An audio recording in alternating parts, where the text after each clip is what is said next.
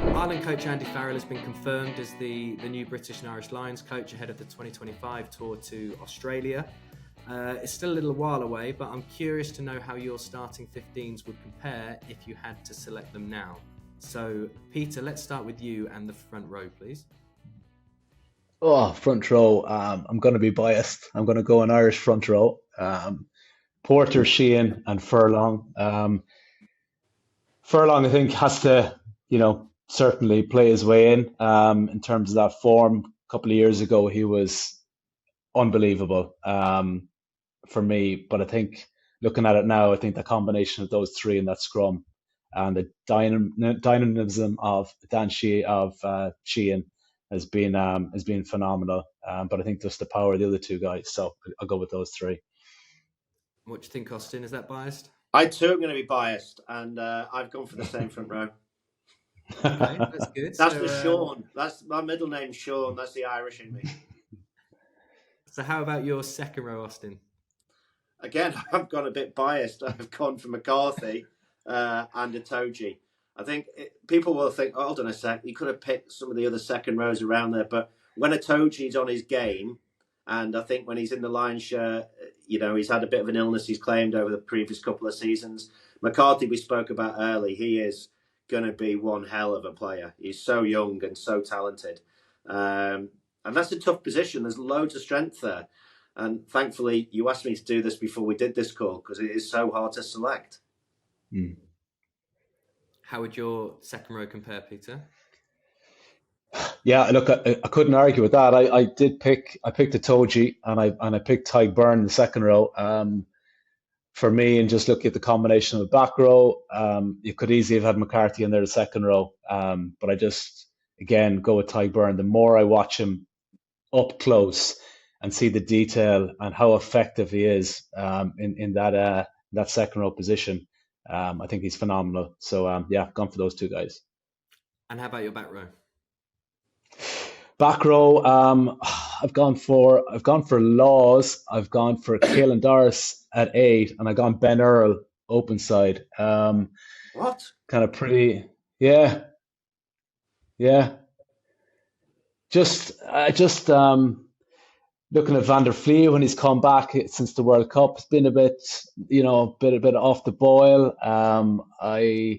You could go put Amani in there, but I've been impressed. Courtney Laws and Ben Earl in the World Cup, for me was phenomenal. And Caelan Doris at 8 is an absolute star at the moment and for the foreseeable future. What have you gone for, Oz? Well, it's a ridiculous selection, to be honest. I've gone for Courtney Laws at 6, bringing him out of retirement from international rugby. I've gone for Doris at 8, and I've gone for Van der Flee at 7. So obviously we should be on the selection panel. It'd be very, very quick. And we can go straight to the Yeah. The first time we didn't argue on something anyway. Yeah, that's perfect. I think Van der Flee over Ben Earl. I'd bring Ben Earl off the bench as impact. I think and also you have to think about who you're playing against. I wouldn't potentially have picked that team if I wasn't playing against Australia. Yeah. Okay, halfbacks. Austin, let's start with you. Gibson Park and Finn Russell. It's easy. Easy. I mean, I go with that. Ideally, I know I say easy. It's probably going to be Owen Farrell because he's going to pick his son. Otherwise, Christmas Day is going to be an absolute nightmare for the next couple of decades, isn't it? You imagine Andy Farrell, Christmas. Come on, Owen, you're coming round this year. No, you didn't pick me against Australia, Dad. I'm not coming round. You can shove it. I don't like your sprouts. Puts the phone down. I think Farrell will be there someplace, but you can't leave. The Lions needs to be exciting this time. I think it's been boring the last few trips to watch as a fan. And if you want excitement, you want Finn Russell. And if you've got Finn Russell, you want the ball in his hands quickly, and Gibson Park is the best at that. I like your logic. Peter, what do you think? Yeah, same. I go the same.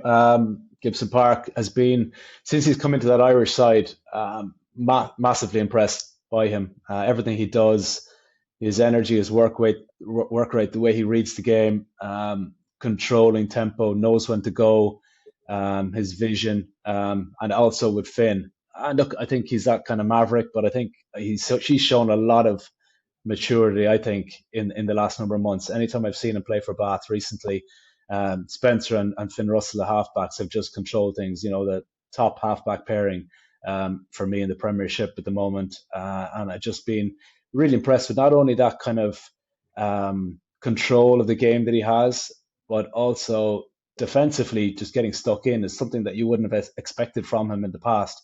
And he hasn't shied away from anything. Coming down his channel, he's been putting his body on the line, which is something that you need to do as an international 10 and potentially a Lion as well in that position. So it was easy for me, yeah. So there's a lot of crossover thus far. Austin, how does your centre partnership look? I've gone for Henshaw and Lawrence. Again, there's loads of people. You could have picked Ringrose in there in the 13 shirt. I just think Lawrence is starting, if he's so young still, he's starting to show he's just getting better and better, stronger and stronger. And you put him in with good players around him. This season, playing with Finn Russell, he's really excelled. You put Henshaw next to him as well, he's going to go a stage further. You've got a good back three outside, and I think it brings the best out. I think he could potentially be world class. And you need a big guy in the midfield. I did think about picking Aki, but I just think Henshaw's better for the Lions. Yeah, look, I'd go with Lawrence in there, definitely as well. He was a guy I saw at Worcester early on, and an unbelievable talent. Seeing him up close and what he's done. I know he's struggling with a bit of an injury at the moment, but yeah, I picked Aki and Lawrence in the centre. Aki massively impressed me in a World Cup. He's a guy who kind of comes in and out of form a small bit, but for big games, he's always produced. He's been Ireland's go-to guy for the last number of years. Ireland's standout player in the World Cup. So again, you could go with Henshaw. Henshaw's been struggling with a bit of injury, but two quality guys. But yeah, Aki and Lawrence for me. So an English-Irish combination, just a slightly different makeup. Austin, how about your back three? I think we've only had two disagreements so far, but I think this might lead to one more in here. I think the back three, I've gone for Lowe on the left wing. I think you have to have him in the team. He's a great finisher, but also you've got his boot, which is just phenomenal. Freeman on the right wing, who I think is going to be the season's bolter in the Six Nations as well, and will bolt further forward if he keeps progressing. And then at fullback, I've gone for Marcus Smith, just to take a little bit of the pressure off Russell in the game. And if he's on the same wavelength as him, those two in combination just could be dynamite in that back line. What do you reckon, Peter? Yeah, disagree. I've gone with Lowe. I've gone for Duhan van der Merwe, and I've gone for Hugo Keenan. Hugo Keenan for me, one of the first guys on the team sheet. In seeing how he operates, backfield coverage, under the high ball, this guy never makes a mistake. Going forward, coming from Sevens background, also has that ability to step in first receiver. And I think when a game opens up and you've got the likes of Finn Russell and Hugo Keenan alternating between sides, this guy has just this ability to take guys on, draw guys, and put guys into space. So for me, he's that other playmaker. Yeah, look, not too much disagreement, Oz, but I think we could have picked another 15 there, and they could do an equally as good a job. Yeah, I didn't pick Van der Merwe because of his defensive qualities. He often gets done for one try a game, and the Lions, particularly in Australia, the tours that I've been on, have always come down to one defining moment, whether that's Johnny Wilkinson throwing an intercept pass to Joe Roth or Nathan Gray knocking out Richard Hill with his elbow, which no Australians seem to see.